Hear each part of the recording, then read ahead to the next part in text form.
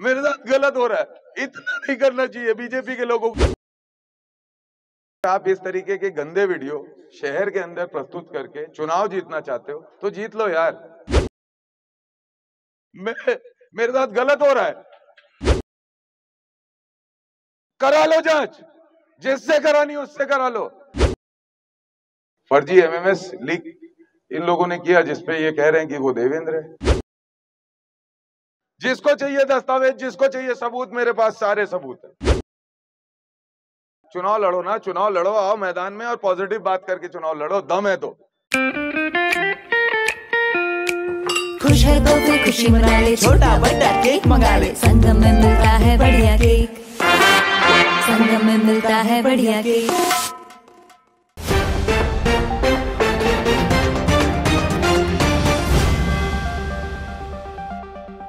नमस्कार, मैं गौरव तिवारी और आप मेरे साथ देख रहे हैं तीरंदाज न्यूज। भिलाई की राजनीति में एक नया मोड़ आ गया है। भिलाई नगर से कांग्रेस विधायक प्रत्याशी देवेंद्र यादव, जो एक मजबूत नेता हैं, लीडर हैं और अपने कांग्रेस टीम का नेतृत्व करते हैं और बहुत लोकप्रिय विधायक हैं और अपने राजनीतिक जीवन में भी उन्होंने बहुत बड़े बड़े पदों को संभाला। आज उनके सामने ऐसी स्थिति आ गई है कि वो अपने व्यक्तित्व का सफाई पेश कर रहे हैं जनता को कि उनके कुछ अपोजिशन के द्वारा उनके एक एमएमएस वायरल करवाया जा रहा है जो एआई सिस्टम से जुड़ा हुआ है, क्योंकि एआई आज के ज़माने में एआई तकनीक जो है बहुत एडवांस हो चुका है। किसी का कुछ भी एमएमएस बनाया जा सकता है, वीडियो बनाया जा सकता है। इसका प्रमाण हम नहीं करते, एक वीडियो वायरल हो रहा है जिसमें देवेंद्र यादव का एमएमएस उसको बताया जा रहा है, उनके छवि को बदनाम करने की कोशिश किया जा रहा है। देवेंद्र यादव ने आज एक प्रेस कॉन्फ्रेंस अपने निजी निवास में, निजी कार्यालय में लिया, सेक्टर 5 में। मीडिया के सामने अपनी बातें रखी और बातें रखते रखते वो भावुक हो गए और वो रोते नजर आए। उनके चेहरे से समझ आ रही है कि ये उनके व्यक्तिगत जीवन पे भी इसको असर डाल सकता है। उन्होंने ये भी कहा कि राजनीतिक लड़ाई में आप मेरे सामने आओ, मुद्दों को लेकर लड़ो, जायज लड़ाई लड़ो जो वाजिब है। आप इतनी नीच स्तर की राजनीति ना करें, ऐसा उन्होंने आरोप भी लगाया है। आप देखिए कि प्रेस कॉन्फ्रेंस में देवेंद्र यादव क्या कह रहे हैं और एक मजबूत नेता को रोना क्यों पड़ गया। के सामने लोग अपनी बात भी प्रस्तुत करते हैं और मीडिया भी जो सच्चाई है उसको लोगों तक लेके जाती है। और भिलाई की मीडिया एक ऐसी प्रबुद्ध मीडिया है जो हमेशा ही सच्चाई को आम जन तक पहुंचाई है और भिलाई का यही नेचर रहा है, भिलाई की यही खासियत रही है। मैं आज आप लोगों के बीच में यहाँ पर सभी मीडिया के साथियों को बहुत शॉर्ट नोटिस में मैंने बुलाया। बुलाने का कारण थोड़ा विशेष था, इसलिए मैंने कहा कि मुझे बात करनी चाहिए। पहले तो मैं ये सोच रहा था कि इस पे क्या चर्चा करूं, कोई ऐसा सब्जेक्ट ही नहीं है जिस पे मुझे चर्चा करनी चाहिए। फिर मुझे ये लगा कि चलो चर्चा तो होनी चाहिए।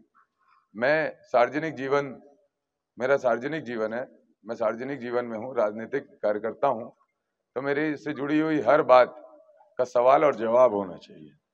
इसलिए मैंने ये समझा कि आप लोगों से बुलाकर बात की जाए।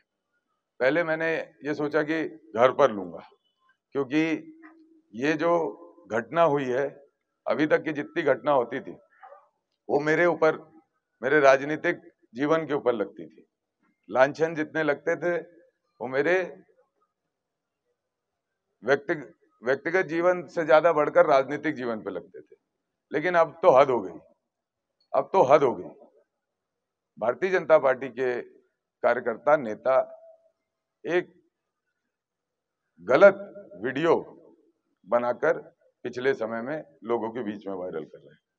सबसे पहले इन्होंने अलग अलग तरीके की अफवाहें और अलग अलग तरीके से मुझे रोकने की प्रयास किया। अब इनके पास कुछ नहीं बचा, तो इनका स्तर इतना निम्न हो गया, इतना गिर गया कि ये भिलाई की जनता के सामने, आम आवाम के सामने, बच्चों के सामने वीडियो बनाकर प्रस्तुत कर रहे हैं। आपको भी ये जानकारी है, ऐसा नहीं है कि मीडिया के साथियों को जानकारी नहीं, लेकिन ये प्रस्तुतिकरण निश्चित रूप से भारतीय जनता पार्टी की गंदी सोच, उनके निम्न स्तर का उनका रवैया ये दर्शाता है। पिछले दिनों में कल दैनिक भास्कर से मेरे पास कुछ पत्रकार साथी आए और उन्होंने मुझसे सवाल जवाब किया, तो मैंने उसके सवालों का जवाब दिया और उसके बाद मैंने आज आप लोगों को बुलाया। आज चुनाव के ठीक 10-12 दिन पहले एक गलत वीडियो, मतलब एक दो लोगों का वीडियो जारी किया जा रहा है अलग अलग जगह में, और उसमें एक शक्ल दिखाई दे रही है 5 सेकंड की। मुझे तो बोलने में भी, पब्लिकली बोलने में भी अच्छा नहीं लग रहा है। मतलब ये क्योंकि मैं जिम्मेदार आदमी हूँ, मुझे लोग सुनते हैं, समझते हैं, युवा देखते हैं, बुजुर्ग विश्वास करते हैं बात पे, तो ऐसी बातें तो मैं पब्लिक फोरम में भी बोलने में मुझे शर्म आ रही है। लेकिन ऐसी चीजें बीजेपी के लोग मेरे नाम से लोगों को व्हाट्सएप कर रहे हैं, सोशल मीडिया में डाल रहे हैं और लोगों को दुष्प्रचार कर रहे हैं। मैं इस पे कुछ कहना नहीं चाहता था, लेकिन साथियों ने ये कहा कि भाई चुनाव का समय है, दृष्टिकोण बदल सकता है, लोगों को गलत चीजें लग सकती है, इसलिए मैं आप लोगों के बीच में कहने आया। एमएमएस लीक दिखाया जा रहा है और उसमें एक ऐसी शक्ल दिखाई जा रही है जो मुझसे मिलती जुलती है। ये जो भारतीय जनता पार्टी कर रही है बेहद गलत कर रही है। इस तरीके से वो मेरे व्यक्तिगत जीवन पर भी प्रहार कर रही है, और जो मैं हूं ही नहीं उससे मैं क्यों डरूं। आज एआई का जमाना है, आज टेक्नोलॉजी का जमाना है, मॉर्फ वीडियो न जाने कितनी बनती है और न जाने कितनी प्रदर्शित हो जाती है। लेकिन ये ठीक है क्या? मैं आपके माध्यम से, मैं मीडिया वालों, सभी मीडिया के साथियों से मदद मांगने के लिए, आप लोगों को बोलने के लिए आज बुलाया हूं कि भाई ये क्या है, ये क्या हो रहा है भिलाई की राजनीति में। पहले मुझे गुंडा मवाली और सट्टे से जोड़ा गया, जब महादेव आईडी का पैसा भारतीय जनता पार्टी के कार्यकर्ताओं के घर से पकड़ाने लग गया, हमने वो विषय उठाया, तो अब एक फर्जी एमएमएस लीक इन लोगों ने किया जिसपे ये कह रहे हैं कि वो देवेंद्र है। तो मैं कहना चाहता हूं, आप जितना भी कर लो, लेकिन आप मेरे सार्वजनिक जीवन के बाद आज मेरे व्यक्तिगत जीवन को भी तकलीफ में पहुंचा रहे हो। भाई मेरा भी तो परिवार है, मेरा भी बच्चा है, मेरी भी माँ है, मेरी भी घर पे बहनें हैं, मेरी भी पत्नी है, मेरे भी भतीजे भांजे हैं, और आप इस तरीके के गंदे वीडियो शहर के अंदर प्रस्तुत करके चुनाव जीतना चाहते हो तो जीत लो यार, रख लो चुनाव, कोई दिक्कत नहीं है, कोई दिक्कत नहीं है, जो करना है वो कर लो। लेकिन ये गंदगी भिलाई शहर नहीं बर्दाश्त करेगा, और मैं तो बिल्कुल नहीं बर्दाश्त करूंगा। मुझे लोगों ने कहा कि आप अपने परिवार के साथ इस पे प्रेस कॉन्फ्रेंस कीजिए, लेकिन मेरे को शर्म आ रही है कि मैं अपने परिवार को कैसे खड़ा करूं ऐसी जगह पे। अब मैं तमाशा बनाऊं क्या? कितना तमाशा बनाओगे मेरा? अरे बना लिए यार, जितना बनाना था, ऐसा मत करो।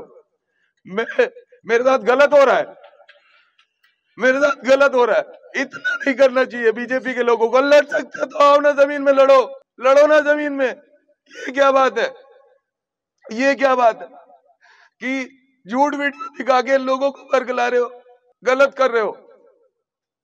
भगवान नहीं माफ करेगा, और मैं डरता नहीं हूं।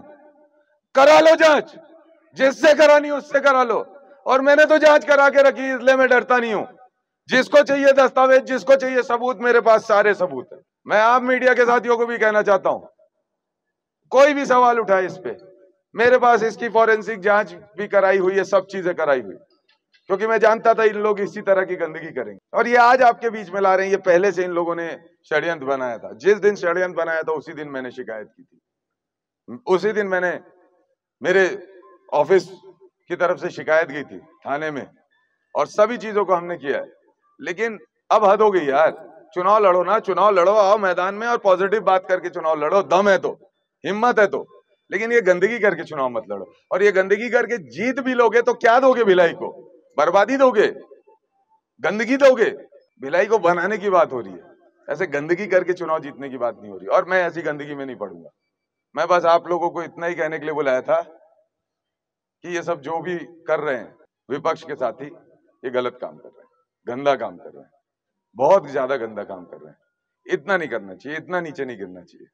लड़ लो, सामने से लड़ो, बहुत सारे मुद्दे हैं जिस पे लड़ना चाहिए, जिस पे बात करनी चाहिए, जनता कन्विंस हो सकती है आपसे। लेकिन ये तरीका बहुत ही गंदा है कि आप फेक एमएमएस बनाकर लोगों को दोगे, और फेक एमएमएस के माध्यम से आप चुनाव को प्रभावित करने की कोशिश करोगे। नहीं कीजिए ऐसा, और आपकी भी छवि खराब हो रही है। आपको लोग बहुत जिम्मेदार आदमी मानते हैं, आपको शहर भी आपकी बातों को जिम्मेदारी से समझता है। लेकिन अगर आप और आपके कार्यकर्ता इस तरीके से गंदगी पे उतरेंगे तो इसमें सबसे ज्यादा साख किसी की गिर रही ना, मेरे से ज्यादा साख आपकी गिर रही है। इस बात को आप याद रखना, मेरे से ज्यादा साख आपकी गिर रही है। और मैं आपके माध्यम से, मीडिया के साथियों के माध्यम से ये कहना चाहता हूं कि इस तरीके से मत प्रताड़ित करो भारतीय जनता पार्टी के साथियों, इस तरीके से नहीं, ये बहुत गंदगी है। और किसी में सच्चाई है तो लाओ ना सामने, प्रस्तुत करो ना। लेकिन ऐसे फेक वीडियो एमएमएस बनाकर लीक करके आप मेरी छवि को नहीं खराब कर सकते। मैं क्या हूं मैं जानता हूं, मेरा परिवार जानता है, मेरा ईश्वर जानता है, और मेरे साथ जुड़े हुए हजारों लोग देश भर के जानते हैं। लेकिन ये गंदगी नहीं चलेगी। देखिए, ऐसा है कि इसकी जांच करने के लिए तो मैंने लिख दिया है, इसमें फॉरेंसिक जांच की रिपोर्ट्स भी आ गई है, वो सब पक्ष में है। लेकिन मानहानि किस पे करूं, कहां से ढूंढूं कि कौन आदमी ने पहला निकाला था? पुलिस के हिसाब से तो ये हैदराबाद से सबसे पहले भेजी गई थी, और पुलिस की टीम ने हैदराबाद भी भेजा। वहां से ये एक रिसाली के कुछ बच्चों के पास आए, कुछ ग्रुप्स में आई, और जिस नंबर से आया वो नंबर उस समय से अभी तक बंद है। वो नंबर अभी तक बंद है, वो नंबर चालू नहीं है जिस नंबर से आया। पुलिस का ये कहना है। तो आइडेंटिफाई किसको करूंगा, किसके ऊपर मानहानि का दावा करूंगा? अब तो सैकड़ों लोग भारतीय जनता पार्टी के कार्यकर्ता व्हाट्सएप पे डाल रहे हैं, लोगों को डाल रहे हैं, और किससे क्या बदला लूं भाई? ये तो मेरा जीवन या मेरे चरित्र पर इस तरीके से, मतलब मेरा व्यक्तिगत जीवन को खत्म कर देना चाहते हैं, मार डालना चाहते हैं। मैं क्या आरोप किसी के को मानहानि भी करके मैं क्या पाऊंगा? कुछ नहीं पाऊंगा। मेरी जो मानसिक तकलीफ मुझे हो रही है या मेरे परिवार को हो रही है, वो कौन लाएगा? वो किसी भी इससे नहीं आएगा, मतलब मानहानि से नहीं आएगा। ये हानि ऐसी है जिसका कोई भी उपाय नहीं है, ये हानि ऐसी है जिसका कोई भी समाधान नहीं है, ये दुख देती है। इसके लिए बस इतना ही चाहूंगा मैं कि भविष्य में इस तरीके की इतनी गंदी राजनीति ना हो, इसका संदेश जाए। और इसका संदेश अगर कोई दे सकता है तो वो मीडिया दे सकती है और भिलाई की जनता दे सकती है। अब उसकी डिटेल पुलिस विभाग के पास जानकारी होगी, मुझे नहीं जानकारी। भारतीय जनता पार्टी के यहाँ के भिलाई के सभी कार्यकर्ता इसका उपयोग कर रहे हैं, मॉर्फ वीडियो का, और लोगों को बरगलाने की कोशिश कर रहे हैं। मैं कुछ गलत बोल रहा हूँ, आपको सही जवाब पता होगा। मुझे जो लगता है मैंने अपनी बात कही। ये घटना तो ऐसा है कि आज से लगभग 4 महीने पहले ये वीडियो पहले प्रयास किया गया था, उस समय उसके बाद रोका गया था। उसी समय से आप लोगों को भी जानकारी है। और लगभग 2 अगस्त को इसकी शिकायत की गई थी एसपी कार्यालय में, जिसके बाद इसकी आगे की कार्रवाई की गई। शिकायत के आधार पर इसकी जांच की गई है। अभी तक तो शिकायत पुलिस डिपार्टमेंट को हमने शिकायत की, पुलिस डिपार्टमेंट ने उस पर आगे की कार्रवाई की, पुलिस डिपार्टमेंट ने उसकी जांच भी कराई, और तथ्य सामने, उसके डॉक्यूमेंट्स में कागज सभी को प्रस्तुत कर देता हूं। लेकिन मेरा ये अनुरोध है, ये मैं सभी को दे देता हूं, इसके सारी एक एक डिटेल इस कागज की। इसके लिए भी मैंने अपने वकील को बोला है कि इस पे जांच हो, और इस पे जो भी दोषी है, कार्रवाई या मानहानि का से भी इसकी कोई पूर्ति नहीं होती, लेकिन स्पष्टता और सच्चाई आनी चाहिए सामने। और दोषी जो भी हो, कम से कम उसकी जो ये कर रहा है वो आखिरी नंबर तक हम रीच कर जाएंगे, तब भी मैं पा कुछ नहीं पाऊंगा। सच्चाई ये है, मैं पा कुछ नहीं पाऊंगा, इसकी तह तक भी जाके क्या पाऊंगा? जो गंदगी या जो समाज को, भिलाई के शहर को, बच्चों को, आप बताइए, मैं रिस्पॉन्सिबल आदमी हूं, यहाँ का मेयर था, भिलाई का प्रथम व्यक्ति कहते हैं, इस शहर का एमएलए था।